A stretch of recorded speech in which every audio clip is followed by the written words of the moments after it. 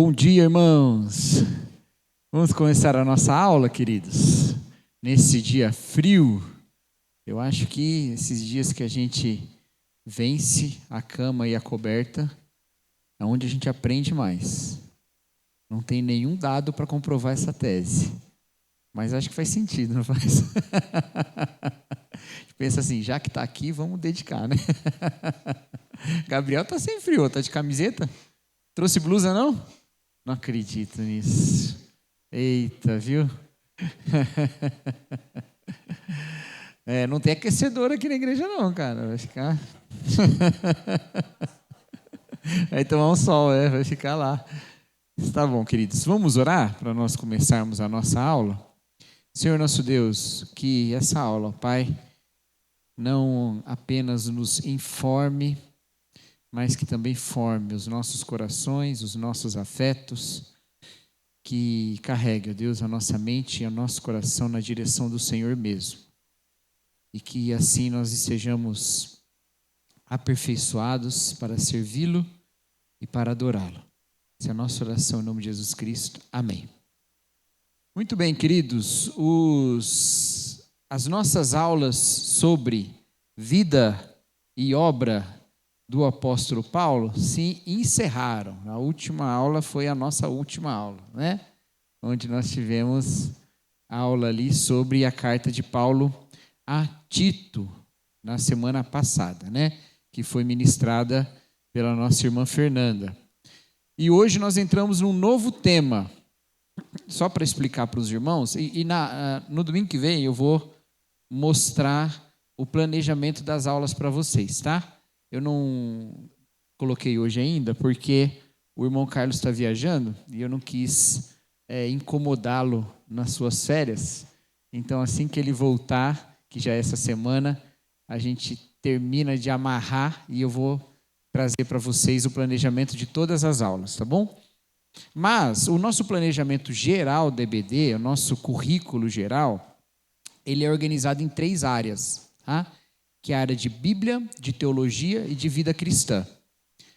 Então, essa de teologia a gente pode chamar de doutrina, né? A aula de Bíblia, doutrina e vida cristã. O que é cada uma dessas áreas? A área de Bíblia é aquela que em que a gente se volta para o texto bíblico em si, entendendo os seus temas, livro por livro, o texto em si mesmo, tá bom? A área de doutrina é como a igreja e o cristianismo pegam esses textos bíblicos todos e estudam e conectam de forma que ele professe a nossa fé, tá? Então, basicamente, essa área de doutrina é aquela que responde à pergunta: o que a Bíblia diz sobre? Entendeu? Então, o que a Bíblia diz sobre pecado? Aí a gente tem na Bíblia inteira o que ela diz sobre pecado, a gente conecta tudo isso de maneira lógica, e isso se chama teologia sistemática ou dogmática, né? Que é como ela amarra todas essas coisas. E aí a gente tem, então, qual é a fé da igreja, certo? Então, essa é a segunda área. E a terceira área é a área de vida cristã, que é como isso tudo é aplicado no nosso dia a dia. Então, nós temos essas 3 unidades e a gente vai passando tema por tema. A gente começou com o tema de teologia, em que a gente deu os fundamentos da fé, alicerces da fé, era o nosso primeiro tema, né? Começamos por ali. E aí, em seguida, a gente vai para a unidade de vida cristã. Aí a gente foi para a unidade de vida cristã, que foi o Evangelho na vida. Depois a gente vai para a área de Bíblia. Só que a área de Bíblia está dividida em 2, Antigo Testamento e Novo Testamento. Então a gente vai primeiro no Antigo Testamento, depois Novo Testamento. Entendeu? E a gente vai fazendo essa sequência, tá? Então é sempre dessa maneira. Teologia, vida cristã, Antigo Testamento, Novo Testamento. Outro tema de teologia, outro tema de vida cristã. E a gente vai passando dessa forma. Isso aí é um currículo pensado para 3 anos, tá bom? Então ele está todo organizadinho, estipulado, como eu e o Wagner fizemos juntos mais de 1 ano atrás. Então já passou de 1 ano. É assim que a gente organizou nosso currículo DBD, tá bom? Então, nosso último tema foi Cartas de Paulo, área de Bíblia, Novo Testamento. Próximo tema, doutrina. E aqui a gente vai falar sobre a doutrina de Deus. Tudo bem? Deu para entender mais ou menos como funciona? É bem organizado. Vocês acham que não é não, mas é, tá bom? Fala, irmão Maurício. Fala, diga. Eu achei interessante essa temática aqui. Uhum. Isso. E teria como colocar uma temática assim, como orar? Tá já na nossa área de vida cristã. Eu acho que, se eu não me engano, depois eu vou conferir, se eu não me engano é o próximo tema, tá? Eu acho. Tá na área de vida cristã, tá bom? Então, vamos lá. A doutrina de Deus, ela faz parte de um ramo da teologia que nós chamamos de teontologia, tá?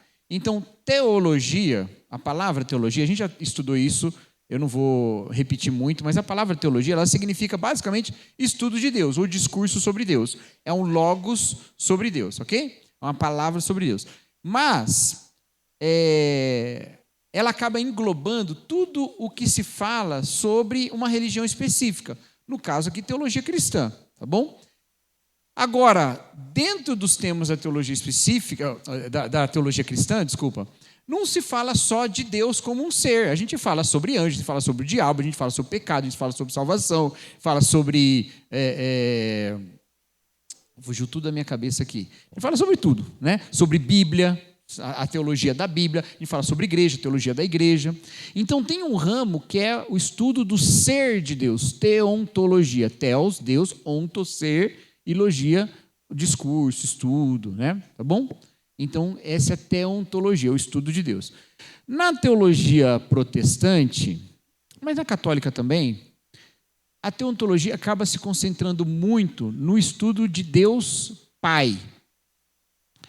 É claro que ela fala dos aspectos trinitários de Deus e tal, mas ela acaba indo para o ramo, ela vai deixando os aspectos do ser de Cristo e do Espírito Santo, da pessoa de Cristo e da pessoa do Espírito Santo, um pouco separados para outros ramos da teologia, que são a cristologia e a pneumatologia.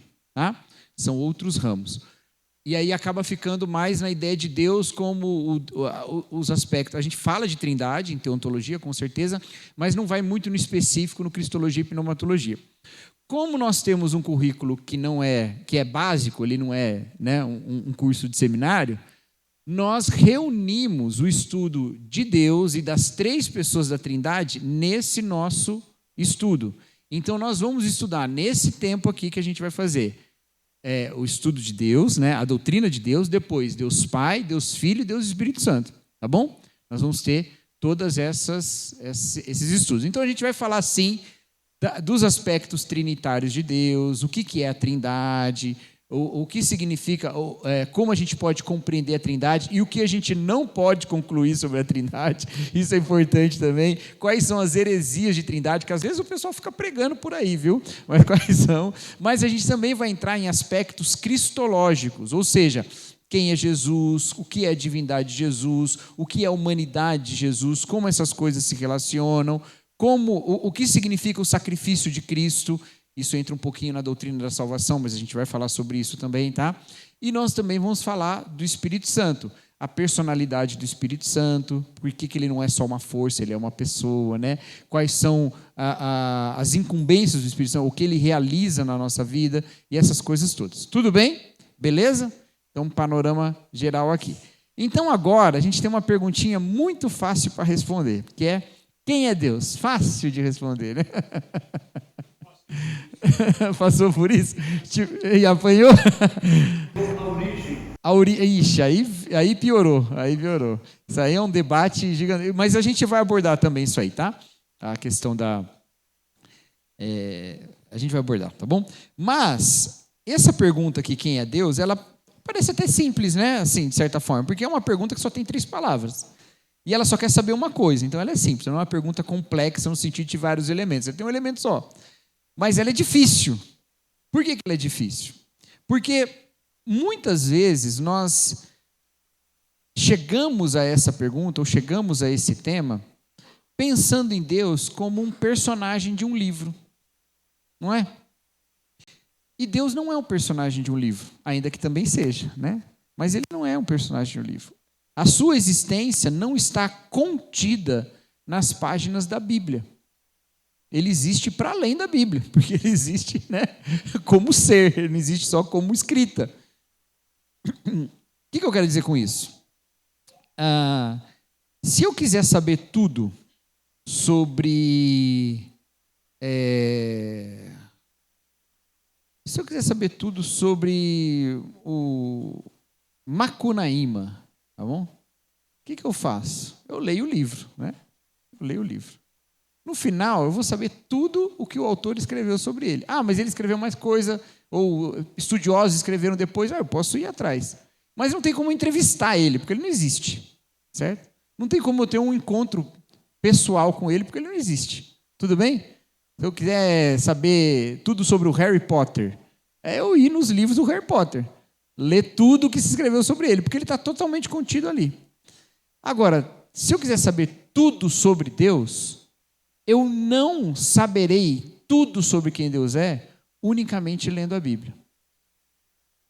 Porque Deus existe para além da Bíblia. Existe um nível de relação pessoal e de experiência com Deus. Tudo bem? Beleza? Porque Deus não está contido aqui. Se alguém perguntar para mim assim, Cacau, você conhece o Neymar? Essa pergunta pode ser respondida de duas maneiras. Você pode falar conheço no sentido de que eu sei quem ele é, ou eu posso falar não conheço no sentido de que eu nunca me encontrei com ele. Agora eu não posso falar conheço plenamente, sou íntimo dele, porque eu já li tudo sobre a vida dele. Não posso. Porque ler tudo sobre a vida dele não é encontrá-lo. Certo? Deus é muito mais parecido com o Neymar, guardado as devidas proporções, do que com o Harry Potter. Tudo bem? Entendam o que foi dito. Quem tem ouvidos para ouvir, ouça. Não estou divinizando o camisa 10 da seleção, não. Eu estou... Tudo bem, né? Deus tem essa questão pessoal. E esse é um problema, às vezes, que a gente usa o estudo de Deus como uma maneira de dominar Deus. Porque se Deus... vou melhorar a minha frase. Porque se Deus for somente o conteúdo de um livro, a gente poderia dizer quem é o maior especialista sobre Deus. Não é? Eu amo ler os livros do Franz Kafka. É um dos meus autores preferidos. E no Brasil tinha um tradutor do Kafka chamado Modesto Caroni, que ele era um cara que traduzia Kafka, assim, traduziu para a editora 34, acho que todas as obras do Kafka que tinham disponíveis, ele que traduziu. E o Modesto Caroni morreu recentemente. Quando ele morreu, recentemente não, tem uns anos atrás. E quando ele morreu, os jornais e os sites de notícia colocavam lá, faleceu Modesto Caroni, o maior especialista em Kafka do Brasil.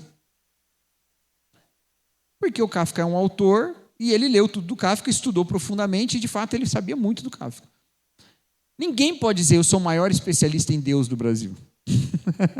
Assim como ninguém pode falar que é o maior especialista em mim. Eu sou o maior especialista no Cacau, eu sou o maior especialista no Gilberto. Nem a Cris pode falar isso sobre o Gilberto, nem a Nath pode falar isso sobre mim. Porque nós não somos tema, nós somos pessoas. Assim como Deus não é um tema, ele é uma pessoa, é um ser. Tudo bem? Então, há um aspecto de Deus que é um aspecto incompreensível.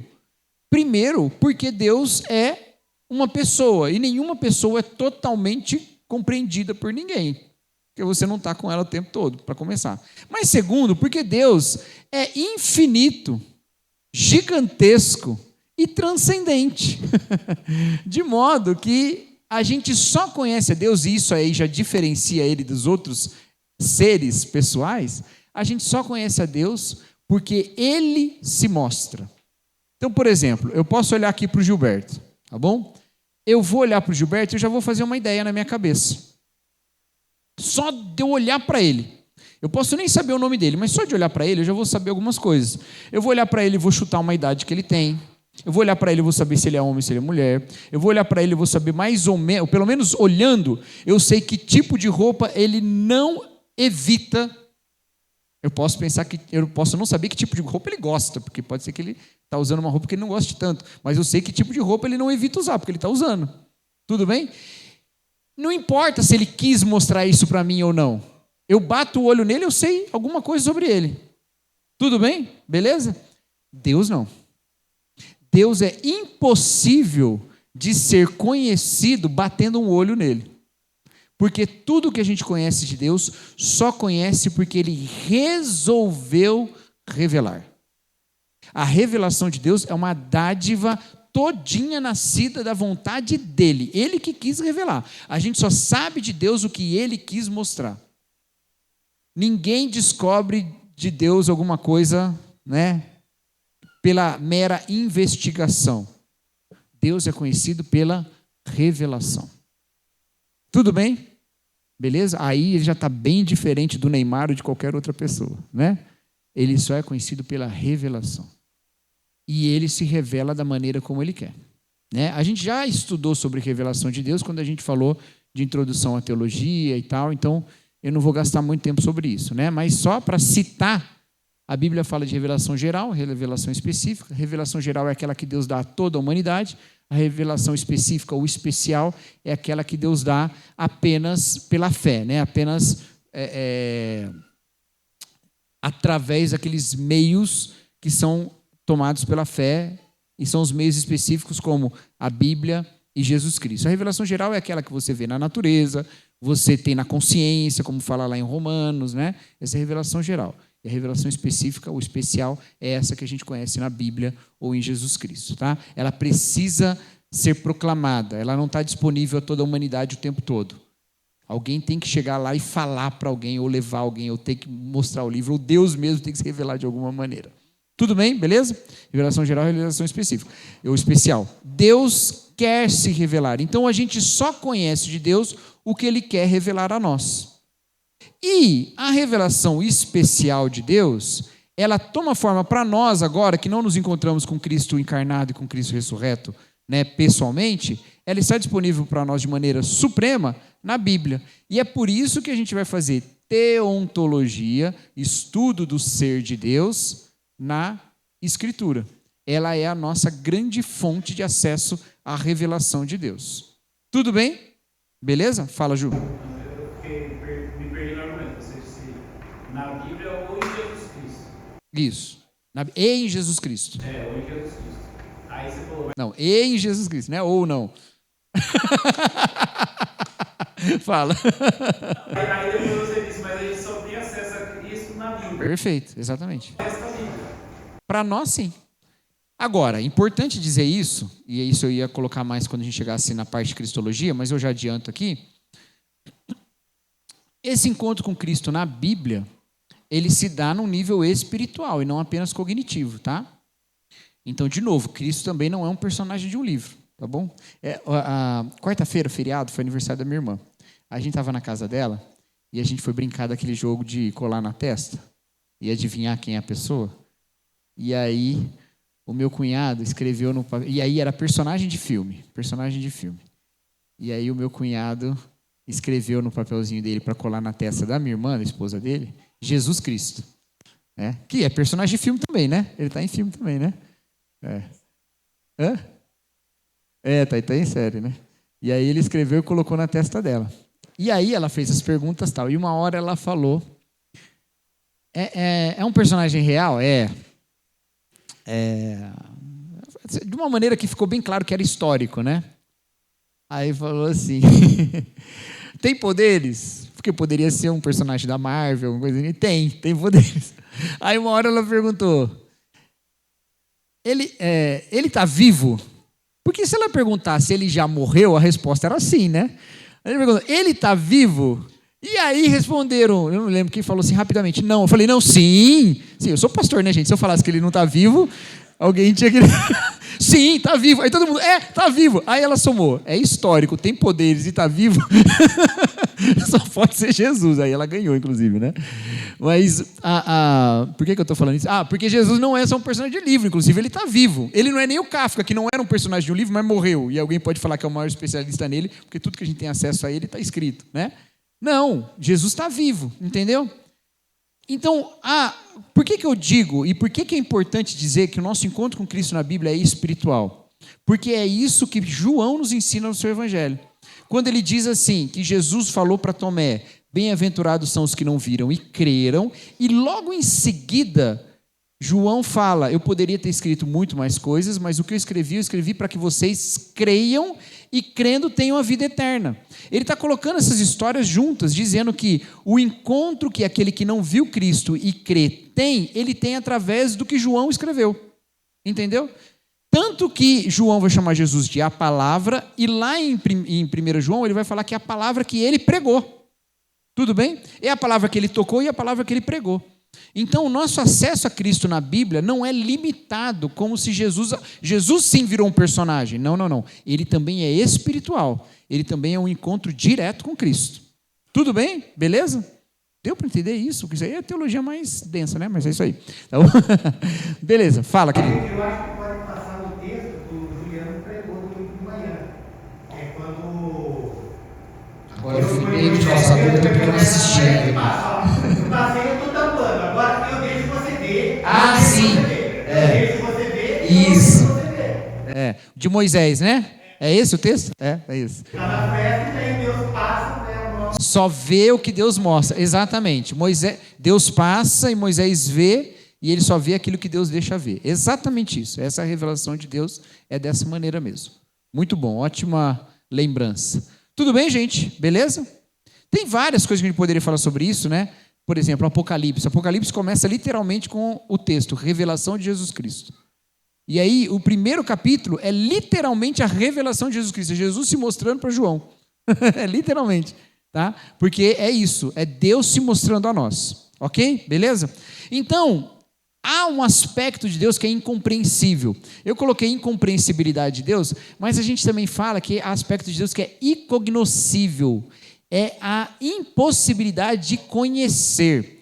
Os poéticos, os textos poéticos, especialmente os textos de sabedoria da Bíblia, né? Provérbios, Jó e Eclesiastes, eles trazem esse aspecto da incognoscibilidade de Deus, que Deus não é totalmente conhecível, tá? Ele tem aspectos nele que não são compreensíveis por nós, porque ele é pessoal, e isso é verdade sobre qualquer pessoa, mas também porque ele não cabe na nossa cabeça, ele está para além do entendimento. Paulo, escrevendo aos Efésios, ele fala de um amor que excede todo o entendimento, não é?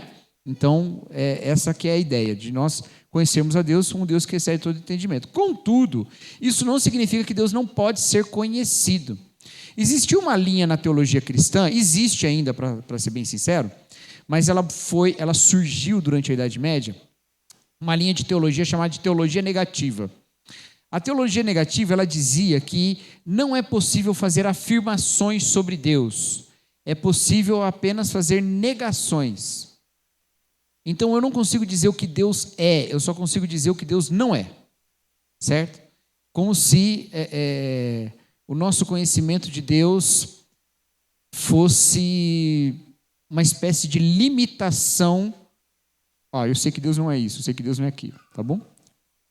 Alguém pode falar, mas isso dá no mesmo, né? No final, quando eu excluir tudo, vai sobrar só o que Deus é. Sim, mas mesmo esse caminho não é um caminho exaustivo. Né? Não consegue esgotar esse caminho de teologia negativa. Eu acho que ela tem pontos interessantes, porque é interessante a gente pensar que a gente não sabe tudo sobre Deus, mas ela também tem uns pontos cegos aí, né? Porque Deus de fato fala algumas coisas sobre Ele, que Ele de fato fala, e que a Bíblia de fato fala que Deus é. Né? Por exemplo, Deus é amor, ela fala dessa forma. Né? Então a gente não tem dúvidas sobre isso. Tá bom? Então, mas tem esses aspectos da incognoscibilidade de Deus. Há coisas de Deus que a gente não conhece. Então a gente vai à Escritura e quer saber de Deus tudo que dá para saber de Deus. E isso é suficiente, como João falou, para que nós creiamos e crendo tenhamos a vida eterna. Tudo bem, gente? Até aqui, tranquilos? Ok? Então, não dá para a gente fazer uma definição de Deus que seja 100% correta. Mas a gente pode articular o conhecimento de Deus que a gente tem na Escritura de uma forma que chega perto de ser uma definição de Deus. Ou seja, reunir o que a Bíblia fala sobre Deus e falar também, ainda que a gente saiba que fora disso vai ficar muita coisa. A frase que eu mais gosto, a gente fala que candidato ao ministério tem que aprender para quando perguntarem isso, né? A frase que todo seminário batista traz é a do Langston, né? O A.B. Langston, teólogo batista americano, que foi missionário aqui no Brasil. e que tem uma teologia sistemática, na verdade chama Esboço de Teologia Sistemática, né? Que foi livro-texto do curso de Teologia Sistemática de quase todos os pastores de 2 gerações antes da minha, né? Quase todo mundo estudou o Langston, né? Mas o Langston tem uma frase sobre Deus que eu acho que ela é muito, assim, ela é abrangente o suficiente. Ele fala que Deus é espírito, pessoal, perfeitamente bom, que em santo amor cria, sustenta e dirige todas as coisas. Tá? Então Deus é espírito, pessoal. Deus não é um espírito impessoal, como uma grande força, uma grande energia, né? Como era lá na filosofia chamado o Deus de Spinoza, né? Spinoza dizia que Deus era a ordem do universo e não uma pessoa em si, né? Não, Deus é uma pessoa, ele é um espírito pessoal, mas ele é espírito. É importante dizer isso também. Há aspectos de Deus que estão no campo da espiritualidade, tá bom? Mas é um espírito pessoal. É perfeitamente bom, até porque é nele que está definido o que é bom e o que é mal, né? Criou Deus tudo e viu que era muito bom, e quando ele viu que era muito bom é porque correspondia à sua boa vontade, tá? Então ele é um espírito perfeitamente bom, que em santo amor, num amor santo, não é um amor pecaminoso, porque dá para ter amor pecaminoso, né? A Bíblia fala para a gente não amar o mundo, por exemplo, dá para ter um amor pecaminoso. Fala sobre amar a Cristo mais do que aos pais, né? Ainda que isso não significa odiar os pais de maneira nenhuma, né? Mas aquele que ama qualquer coisa, como Agostinho falava, né? Aquele que ama qualquer coisa fora de ordem, aquele que ama qualquer coisa, por exemplo, acima de Deus, ele não está com santo amor, né? Ele não está amando de maneira santa. Tanto que Paulo vai falar a Timóteo, o amor ao dinheiro é a raiz de todos os males. A raiz de todos os males é um amor, mas um amor fora de ordem. Tudo bem? Mas Deus tem um santo amor, um amor ordenado, que, em santo amor, cria, e eu gosto muito que o Langston botou o amor aqui nessa definição, porque eu acho que não tem como definir Deus, ou não tem como falar sobre Deus, sem trazer o amor como um aspecto central. Cria, sustenta e dirige todas as coisas. Cria porque todas as coisas foram feitas por Ele. Sustenta porque, se não for por Ele, tudo desaparece. Ele é que sustenta todas as coisas. E dirige por quê? Porque nada escapa do seu plano. Nada foge da sua condução. Tudo bem? Certo? É uma boa frase, não é? Vamos fazer uma camiseta? Vou botar assim aqui, ó. E aí atrás a gente bota Igreja Batista Vida Nova. Tá bom, gente? Essa ideia é uma ideia boa. Eu ia colocar aqui na aula, mas não coloquei por algum motivo. Então ficou desse jeito aí. Tá bom? Então vamos lá, vamos falar sobre a espiritualidade de Deus. A Bíblia afirma que Deus é espírito. Jesus falando lá em João 4, que inclusive é o capítulo da pregação de hoje. Jesus falando em João 4, Deus é espírito, certo? Importa que os seus adoradores o adorem em espírito e em verdade. Significa que Deus não é composto por matéria, nem possui natureza física. Jesus falando lá em Lucas capítulo 24, versículo 39, um espírito não tem carne nem ossos. Mas Deus assume a natureza física em Cristo, na segunda pessoa da Trindade. E Deus em Cristo assume a corporidade, certo? Assume a materialidade. Então ele não sofre limitações inerentes ao corpo físico, como estar limitado a um espaço. A gente vai falar só no domingo que vem sobre os atributos de Deus e a gente vai falar da onipresença, né?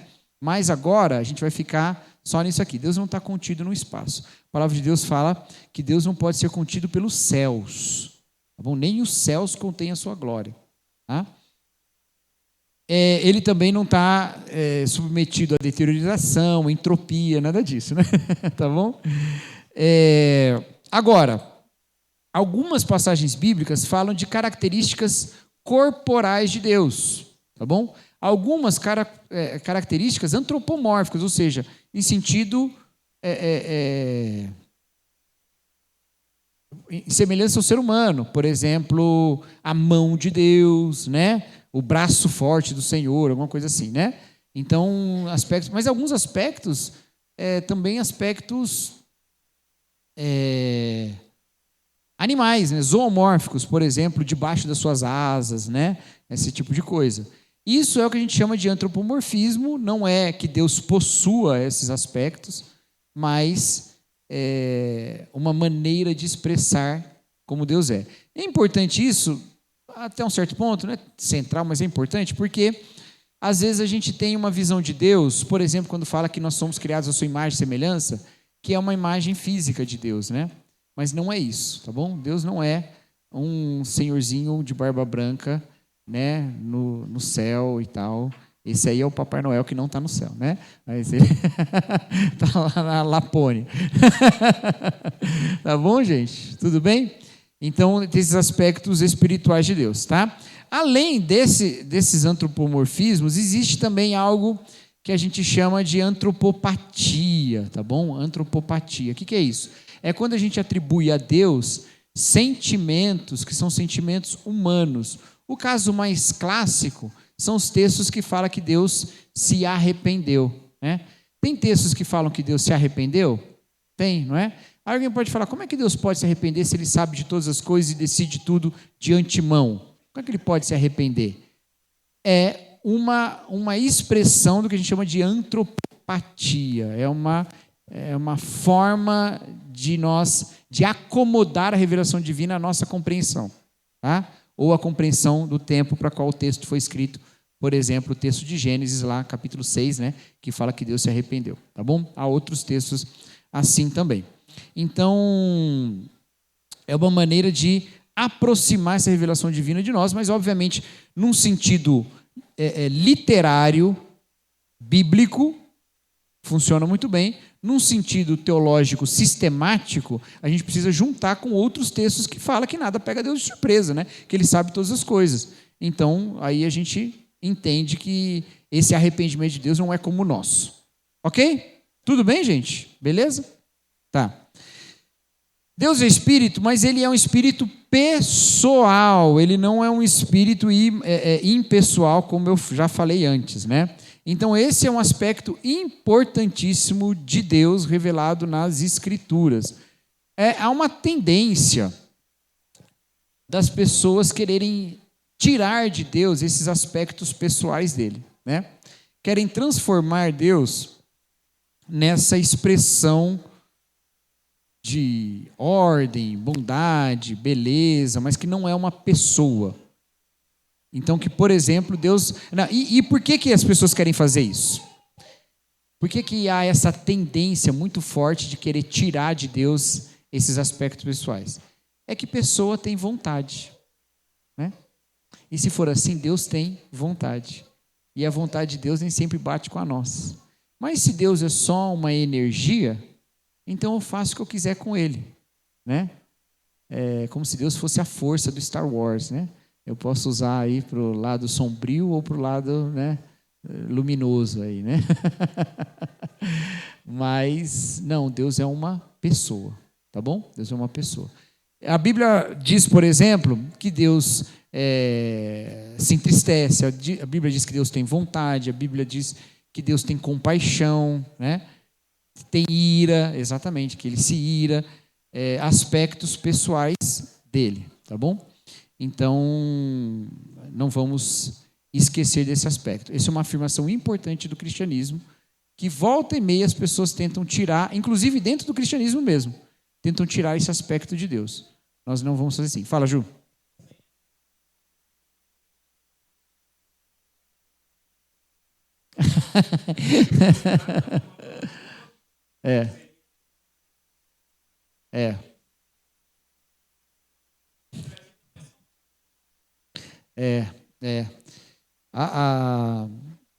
A despersonalização do outro é um efeito do pecado que está lá em Gênesis, né? Assim que acontece o pecado, já acontece a despersonalização do outro, né?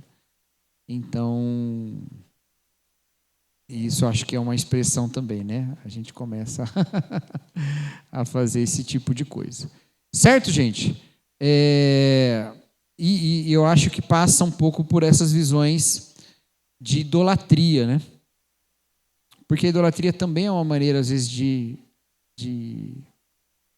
definir Deus do jeito que eu quero, né? Eu quero definir Deus daquela maneira, né? Então eu acabo ignorando que Deus tem a sua o seu ser, vamos dizer assim, com uma expressão específica diferente da que eu acho que deveria ser, né? Tudo bem? Deu para entender isso? Aí eu fico tentando moldar Deus à minha imagem e não o contrário.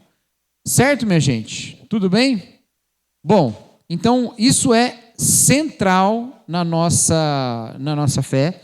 Deus é um ser, um espírito pessoal. Ele é um espírito pessoal. Ok? Beleza? Próximo. Vamos falar um pouquinho sobre imanência e transcendência de Deus. Imanência é a presença de Deus ativo dentro da criação. E a transcendência é a existência de Deus para além da criação, para além da realidade que nós habitamos. Certo? Tudo bem? Ou da dimensão, se você quiser usar essa palavra, que nós habitamos. Tudo bem? Então, essas duas coisas costumam ser relativizadas muitas vezes, né? Há aqueles que transformam Deus num Deus totalmente imanente. Ele é tão presente na criação que ele acaba sendo também vítima da própria criação. Certo? Uma teologia que caminha nesse sentido é a chamada teologia do processo. A teologia do processo, ela coloca Deus tão envolvido na criação que ele acaba sendo vítima da criação. Então, por exemplo, quando acontece lá um terremoto, uma catástrofe natural, dessas que são inevitáveis, né? Um terremoto é inevitável, né? Ele não é consequência, por exemplo, da crise climática. Ele acontece e vai acontecer, né? Quando acontece esse tipo de coisa, a gente não pode simplesmente falar a mesma coisa que a gente fala quando acontece um deslizamento de terra por causa de chuva. A gente fala, a chuva é porque o clima está desregulado, porque a gente poluiu muito o meio ambiente, porque a gente está habitando áreas que a gente não deve, a gente habita áreas que a gente não deve por causa da desigualdade social, por causa do acúmulo de riqueza. Então a gente consegue olhar para o ser humano e encontrar culpado. Mas quando é um terremoto, não consegue. Aí as pessoas perguntam, e Deus? Por que Deus deixou isso acontecer? Uma resposta típica da teologia do processo seria, Deus não deixou acontecer. Ele foi pego de surpresa tanto quanto você. Tá bom, eu estou fazendo uma caricatura gigantesca da teologia do processo, mas basicamente é isso, tá? Eles vão dizer que não é isso que eles falam, mas tá bom? Deus só sabe as coisas que existem. O futuro não existe, então Deus não sabe. Basicamente é isso que eles vão dizer.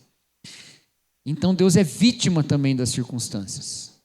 Por isso que quando acontece alguma coisa e você sofre, Deus está, assim como você, chorando só também, não está podendo fazer muita coisa. Certo? Ou pode fazer, mas dali para frente, não podia fazer antes. Essa é uma submissão de Deus a uma imanência absoluta. Só não é absoluta porque ele não está, ele continua sendo espiritual, mas de outra maneira ele está totalmente abaixo da própria criação. E há uma visão que também é comum de uma transcendência absoluta de Deus que em nenhum momento se manifesta em nenhuma imanência. É uma visão que a gente chamou uma época, ou que foi chamada em uma época, não sei quem que inventou essa palavra, de deísmo, né? O deísmo é a ideia de um Deus que criou tudo e depois deu no pé e deixou as coisas andando. Então Deus não interfere muito não, ele criou e rodou, né? Mas hoje em dia ninguém fala isso. Realmente, o deísmo era muito típico de um determinado momento da história da humanidade em que a crença em Deus já não era necessária para organizar a sociedade, mas ainda não havia respostas para a criação. Então, não, Deus continua como criador, o resto a gente dá um jeito, né? Só que existe uma forma de deísmo hoje, que é aquela que acredita até que Deus existe, mas, assim, ele só é importante em alguns momentos, né? Em alguns momentos eu me lembro dele, eu volto para ele e tal, né? Vejo se ele cria algum tipo de paz no meu coração, né? Tem um sociólogo que disse que a maior religião dos Estados Unidos é o... Como é que é? Você lembra disso, Jonas? O deísmo... Você lembra? Acho que alguém aqui da igreja botou esses dias na internet, não? Deísmo moralista terapêutico. Deísmo moralista terapêutico. O que aconteceu? Ele fez uma pesquisa nos Estados Unidos, isso já faz muitas décadas já. Ele fez uma pesquisa nos Estados Unidos e chegou à conclusão de que as pessoas não creem no cristianismo ortodoxo. Elas creem em Deus, a maior parte das pessoas creem em Deus, não creem que Deus intervém no mundo de maneira direta, mas creem que Deus tem uma ideia moral, existe certo e errado, segundo Deus, existe, então ele de fato é um balizador moral, por isso que é um deísmo moralista, e é terapêutico, porque o seu maior efeito no mundo é me trazer paz, me trazer alegria, me trazer segurança. Então, deísmo moralista terapêutico. Falta a imanência de Deus mesmo, a participação ativa dele, inclusive com milagre, que é uma maneira da imanência divina que a Bíblia retrata com muita ênfase, né? Então, esses dois aspectos de Deus estão presentes. Ele é transcendente, no sentido de que ele está para além da criação, mas ele também é imanente, no sentido de que ele está participando da criação, participando dessa realidade que a gente habita. Tudo bem, gente? Beleza? Então, não viva a vida ignorando Deus, mas também não viva a vida como se Deus não estivesse acima de todas as coisas. Tudo bem? Beleza? Alguma dúvida sobre isso, gente? Ficou claro essa ideia da imanência e da transcendência de Deus? A gente poderia dizer que ele participa da criação, mas ele não é uma parte da criação. Perfeito, perfeito. E só para eu corrigir, você colocou exatamente no termo que eu falei, mas para corrigir o termo que eu trouxe, para não causar ambiguidade, eu vou tirar a palavra criação e vou falar obra criada. Porque criação parece que é ação de criar, né? Aí a ação de criar ele não só participou, ele realizou, né? Eu fiquei usando criação no sentido da criação como obra, né? Então, vamos lá, para usar a frase do Juliano, que ela é ótima. Ele participa da obra criada, mas ele não é uma obra criada. Certo? Não sei se melhorou também. Não sei se resolveu a ambiguidade, Guilherme. Mas vocês entenderam, né? É isso aí. Hã? Qual versão você quer? A primeira edição ou a segunda edição? Ele participa da obra criada, mas ele não é uma obra criada. Ou ele participa da criação, mas ele não é parte da criação. Já faltou a palavra parte, né? Para rimar com participa, né? Isso aí. Eu vou manter a primeira edição. Ele participa da criação, mas ele não é parte da criação. Ok? Tudo bem, gente? Certo? Então é isso, né? Você está treinando bem aí para o concílio, né, Juliano? Estou gostando de ver, viu? Sim, sim. Quando começa a falar, porque eles são categóricos, né? Tem Jesus Cristo como não divino e como uma coisa criada. Isso. Uma parte da criação. Tanto que alguns textos da tradução deles, eles tentam dar uma forçadinha para ficar parecido como, por exemplo, o primogênito da criação, para ficar parecido como se o texto estivesse dizendo que ele foi a primeira coisa criada. Criada, exatamente. Então foi até importante. Inclusive, isso é importante porque esse ponto é o ponto em que a teontologia ela só faz sentido quando a gente desemboca na cristologia, nesse ponto específico. Então a gente está falando de Deus, no sentido genérico do Deus trino, ok? Só que quando a gente fala da imanência e da transcendência, a gente está falando de um Deus que mesmo no período, na era humana pré-cristã, era imanente. Realizava milagres, por exemplo, para falar uma coisa, tá? Já se mostrava a sua imanência. Mas em Cristo, a imanência de Deus se torna absoluta. Porque Cristo é ao mesmo tempo o Deus que está para além da criação, mas ele é participante da criação de maneira plena, sem ser criação. Tudo bem? E isso é importantíssimo, porque Cristo é aquilo que a teologia cristã fala lá no credo, né? Genitum non factum, né? O gerado, mas não criado, né? Mas isso aí só vou explicar quando chegar lá em Jesus, não, agora não. Mas a ideia é que quando a gente olha para Deus e olha os nossos desastres do mundo, e a gente pergunta onde está Deus, não é errado responder, Deus está conosco no sofrimento. Deus também sofre, mas ele sofre em Cristo. Ele sofre, mas ele também está acima de todas essas coisas. Ele se submete a esse sofrimento, mas ele também está para além desse sofrimento, conhecia esse sofrimento, poderia evitar esse sofrimento e não evitou. Essas duas coisas são realidades. E elas só são realidades nesse grande paradoxo da encarnação de Jesus. E esse é um problema que eu vejo na teologia do processo, que é que ignora a cristologia. Você precisa fazer do Deus transcendente absolutamente imanente, senão você acha que ele é cruel. Quando, na verdade, ninguém pode chamar Deus de cruel, quando ele levou sobre ele mesmo em Cristo todo o sofrimento. E como o Tim Keller falava, em Cristo, Deus levou sobre si o inferno. E o inferno no sentido do extremo sofrimento, o máximo que pode se imaginar. Então não tem nenhum sofrimento que a gente possa dizer, Deus está me vendo de maneira que ele não pode se compadecer de mim. Tanto que em Hebreus fala que nós não temos um sacerdote que não se compadece de nós. Temos um que, a nossa semelhança em tudo foi tentado, porém sem pecado. Tudo bem? Então, a gente vai caminhando nesse caminho, a gente só fecha a conta se chega em Jesus. Se não chega em Jesus, a gente vai ficar num Deus sádico mesmo. Mas a gente chega em Jesus para entender, não, Deus não é sádico não. Ele participa com a gente. Tudo bem, gente? Beleza? Ok? Na semana que vem, a gente vai falar da doutrina da impassibilidade divina, né? E aí vai ser interessante também. Que é uma parada difícil também essa, tá? Que tem tido novas leituras recentes, muito interessantes também. Tudo bem, pessoal? Beleza? Então, deixa eu olhar a hora aqui. Vamos dar uma olhadinha aqui nesses textos que eu coloquei no finalzinho da aula ali, ó. Tá?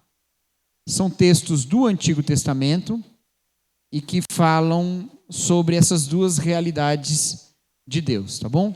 Então, primeiro, eu quero ir lá para o texto de Isaías 57, que é o último aí que está marcado, né? Isaías 57, tá?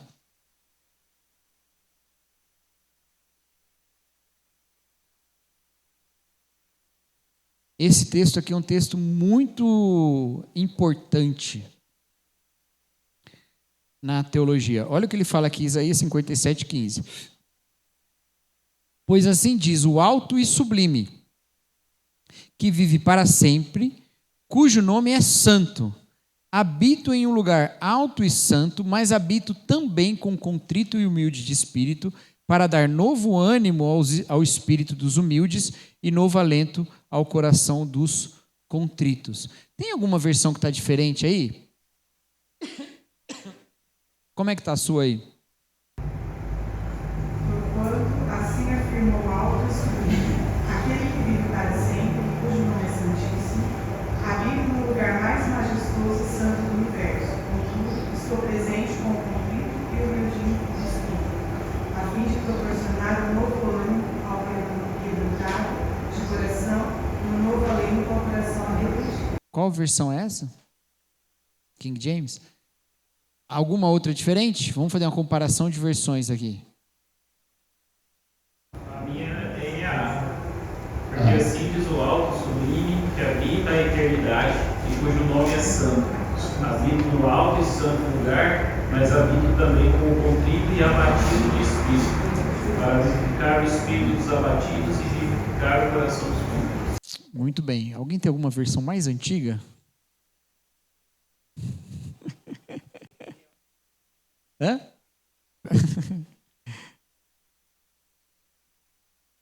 Esses são todas as versões que nós temos? Deixa eu pegar uma aqui na comparação. Eu acho que é um pouco diferente. Vamos ver. Diz assim, o Altíssimo, Santo Deus e Deus que vive para sempre diz: eu moro num lugar alto e sagrado, mas moro também com os humildes e os aflitos, para dar esperança aos humildes e aos aflitos novas forças. Isso. É que a ideia, eu estou perguntando as versões, porque a ideia aqui não é só humilde no sentido como um valor moral, tá? Ele é uma pessoa muito humilde, né? Ele não é uma pessoa orgulhosa, tal. Mas é humilde também num aspecto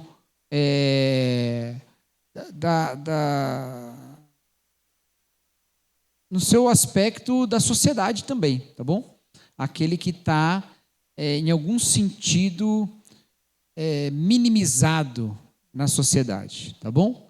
Estou tentando usar palavras menos localizadas porque o termo é geral. Então, eu estou tentando não ser muito específico. Mas esse aspecto está aqui presente também. Tá? E por que eu estou dizendo isso? Porque parece que Deus só estaria presente quando a gente quebranta o nosso coração diante do pecado. Mas não é só isso. É o Deus que está ao lado dos que sofrem. Tá bom? Ao lado dos que sofrem. Por isso, abatido, humilde, né? Essa é a ideia. Tá?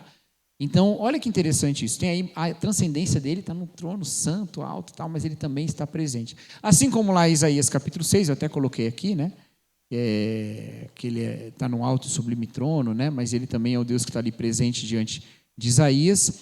E o texto de Jeremias. Só para a gente ganhar tempo, eu não vou abrir esse Isaías, não, que ele é muito conhecido.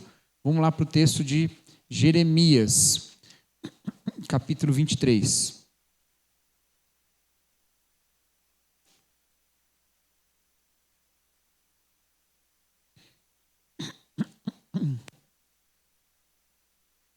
E aqui você vai ver que a gente canta uma música errada, né?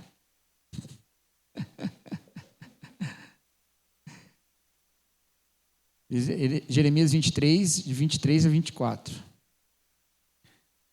Diz assim a palavra de Deus: Sou eu apenas um Deus de perto, declara o Senhor, não também um Deus de longe?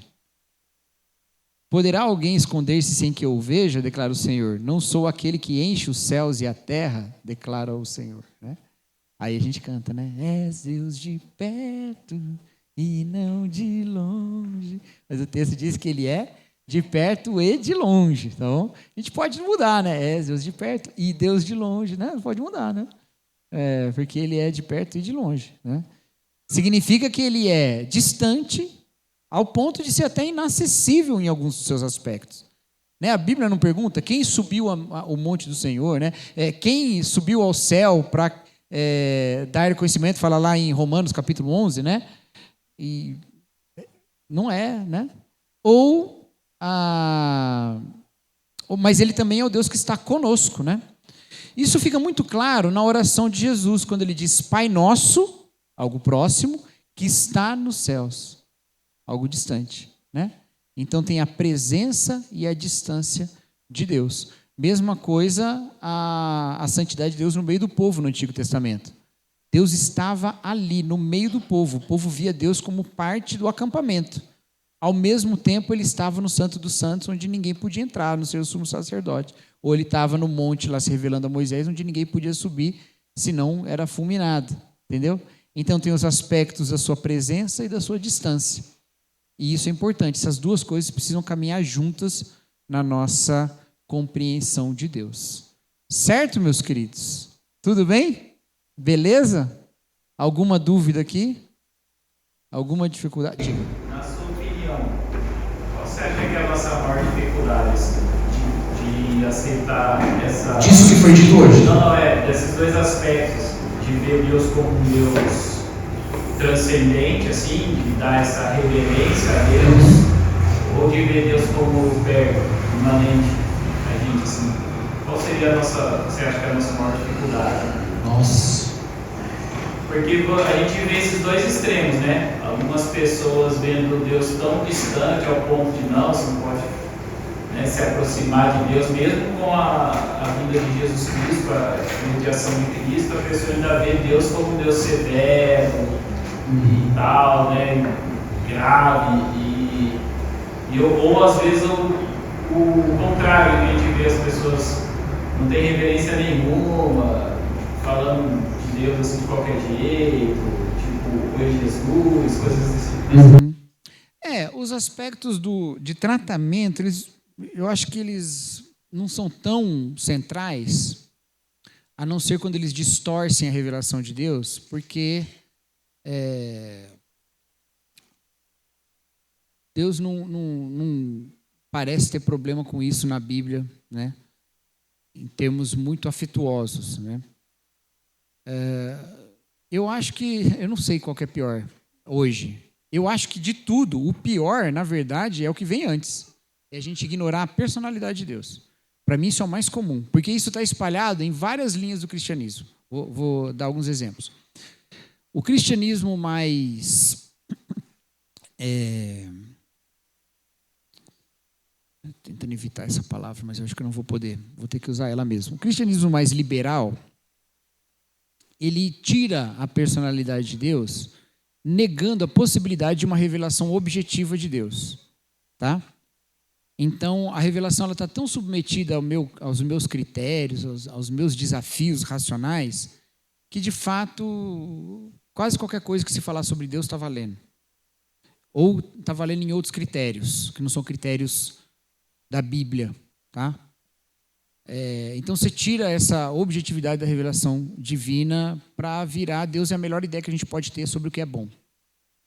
Mas o cristianismo legalista também cai no mesmo erro. Quando tira de Deus os aspectos pessoais do seu amor, do seu cuidado, do seu vínculo, do seu interesse, do seu afeto, e coloca tudo no campo do certo e do errado.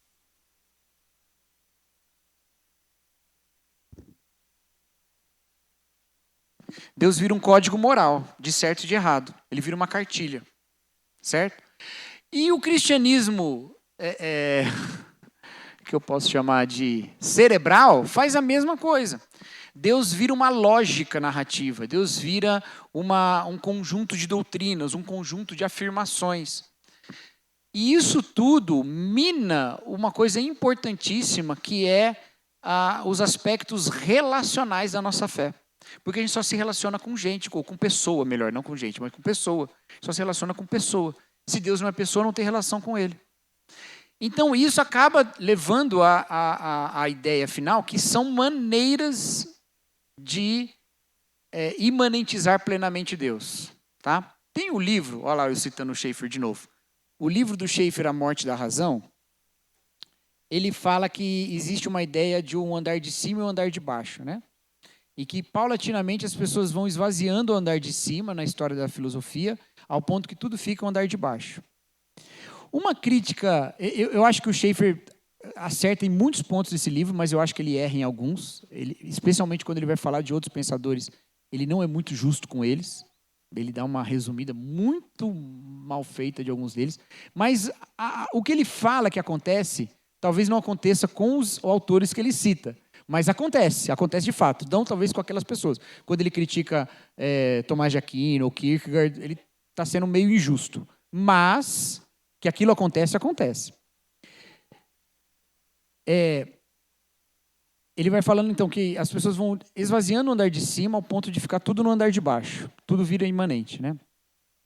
O andar de cima fica inacessível na cabeça dele, do Schaeffer, como o Barth fazia, que eu também não acho que ele fizesse, mas para o Schaeffer ele fazia, ou fica tudo de cima, de baixo a gente está solto e não, né? Ou fica vazio mesmo em cima. O que acontece? Quando a gente transforma Deus totalmente num discurso, totalmente numa doutrina, totalmente num conhecimento de frases, de texto, Deus é só um texto, a gente, de novo, colocou Deus totalmente no andar de baixo. Porque Deus só existe na nossa cabeça, ele não existe para além disso.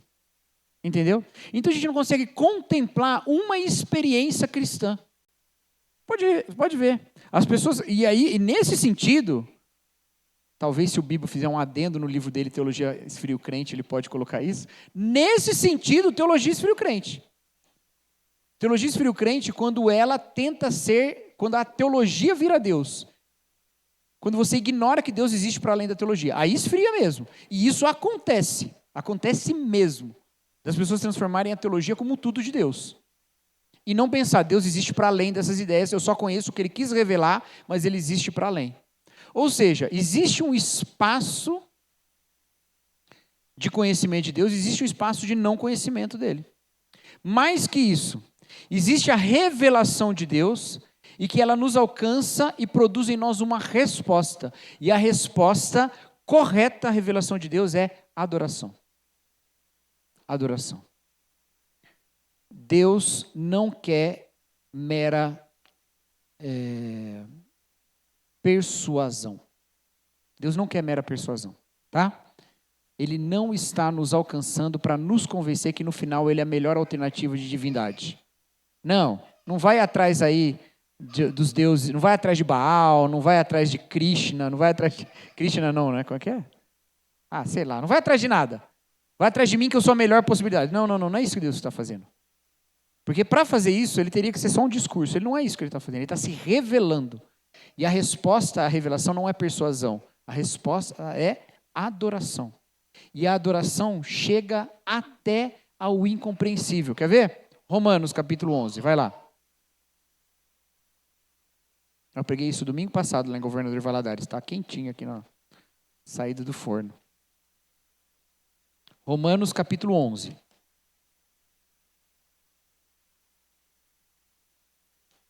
Versículos 33 a 36.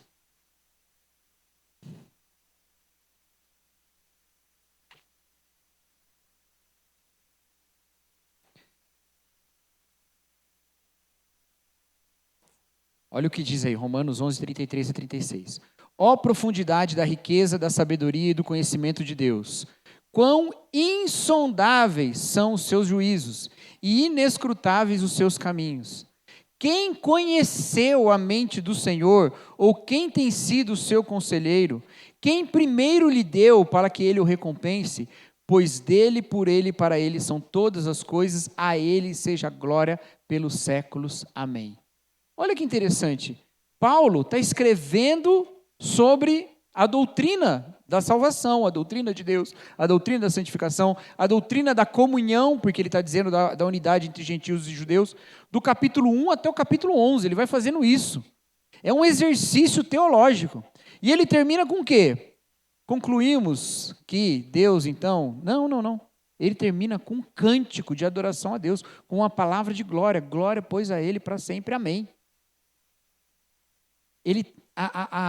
O conhecimento de Deus nos deve levar à adoração. Agora, essa adoração de Paulo aqui não é uma adoração que simplesmente transforma Deus num ídolo. Esse é Deus, como era lá a adoração do bezerro de ouro. Lembra como é que começou a adoração do bezerro de ouro? Arão fez lá o bezerro de ouro e depois falou o quê? Eis aqui o seu Deus que te tirou do Egito. A nossa adoração não é assim, em que a gente aponta para uma coisa e falou, esse é Deus. A adoração aqui de Paulo, ela diz, quem conheceu a mente do Senhor? Entendeu? Ela passa por esses aspectos de cognoscibilidade, certo? A gente canta um cântico antigo, que é lindo, maravilhoso, que é aquele Deus, somente Deus, né? Lembra Deus, somente Deus? E ele fala, né? Deus, somente Deus, os seus desígnios pode revelar, só Ele pode revelar. Os seus mistérios, quem jamais um dia conheceu? Pois Deus, somente é Deus. Né? Então, tem esses aspectos de Deus que nós não conhecemos. Aí, quando nós nos encontramos com Ele na palavra, o que é produzido em nós é a adoração. Ele é adorado. A revelação de Deus nos encontra e recebe a adoração de volta. E Ele é glorificado assim. Fala, minha irmã. De adoração, o que seria adoração para nós? Vocês estão adiantando minha pregação de daqui a pouco, gente. Muito bem. Adoração é honrar o nome de Deus pelo que Ele é e pelo que Ele faz. Certo? Também é obedecer. Mas é para além disso. Tá? Existem os aspectos...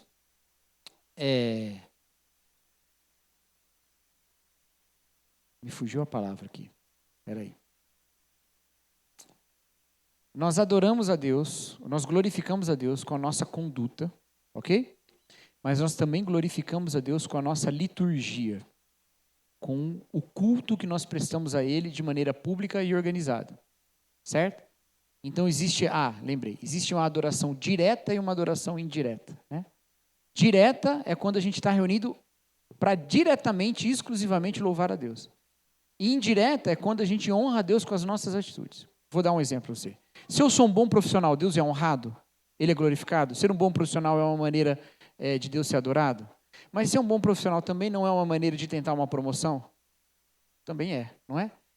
Então, agora, adorar a Deus na igreja é uma maneira de Deus ser honrado? É uma maneira de Deus ser adorado? Sim. Mas, se eu só faço isso na igreja e não carrego as verdades que eu professo no culto público para a minha vida, aquela minha adoração exclusiva, ela tem algum sentido de fé? Não, ela não é uma coisa que eu creio. Então, veja só. A minha adoração exclusiva a Deus, no nosso encontro público, ela só é uma adoração que é fruto da fé, porque eu vivo por aquelas palavras.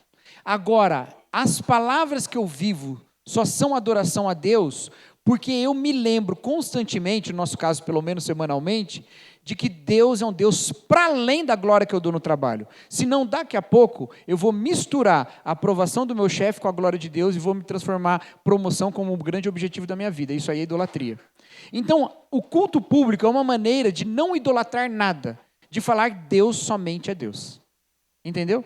Se eu tiro isso da minha vida e falo, não, eu adoro a Deus do meu jeito, fazendo o que é certo, daqui a pouco, os frutos da retidão se tornam uma idolatria. Entendeu? A minha adoração deve ser diária. Perfeito, perfeito. Por quê? Porque a fé é que me move essas duas coisas. Eu acredito nas palavras que eu canto no domingo, por isso eu vivo por elas. Eu vivo essas palavras durante o meu dia a dia, porque eu as professo no domingo. Entendeu? Então elas estão conectadas. Isso. Perfeitamente. Certo? Fez sentido isso, né? Eu fico perguntando sempre se fez sentido. Daqui a pouco eu vou assumir, já que ele está em época de Copa, eu vou assumir a mania do Pelé. Ao final de cada frase eu vou falar, entendi. Entendi. Certo, gente? Mais alguém? Alguma dúvida? Não tem jeito, eu não consigo acabar 10 horas. Desculpa, gente. Eu sugiro o livro Liturgia do Ordinário. Também Eu acho que é um livro que trata muito dessa coisa de como que o culto molda a gente para viver durante essa... Sim. É um culto um pouquinho diferente do nosso, mas você vai gostar desse livro, Fátima, porque tem tudo a ver com o que você está falando. Liturgia do Ordinário. É muito bom. Tish Warren. Esqueci o outro nome dela. São 3 nomes. Né? Vamos orar, meus irmãos? Senhor nosso Deus, louvado seja o teu nome, ó Pai, nos céus e na terra. Que nós, ó Deus, vivamos de maneira a corresponder à sua glória e a dar glória ao teu nome, ó Pai. Nos abençoe agora também no culto que prestaremos ao Senhor. Essa é a nossa oração em nome de Jesus Cristo. Amém.